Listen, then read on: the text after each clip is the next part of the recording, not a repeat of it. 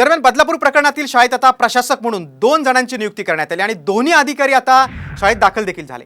प्रशासकीय अधिकारी म्हणून कुंदा पंडित आणि सल्लागार म्हणून विश्वनाथ पाटील यांची नेमणूक करण्यात आली। अत्याचार प्रकरणात हलगर्जीपणा असल्यानं राज्य सरकारनं आता शाळेची कमिटीच बरखास्त केली। आता नेमलेले प्रशासक सर्व परिस्थितीचा आढावा घेणार आहेत आणि त्यांच्याच मार्गदर्शनाखाली आता सगळा कारभार चालेल।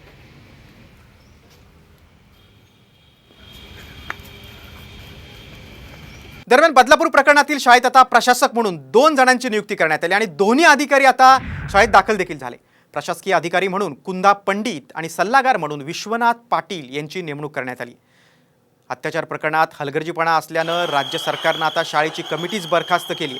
आता नेमलेले प्रशासक सर्व परिस्थितीचा आढावा घेणार आहेत आणि त्यांच्याच मार्गदर्शनाखाली आता सगळा कारभार चालेल।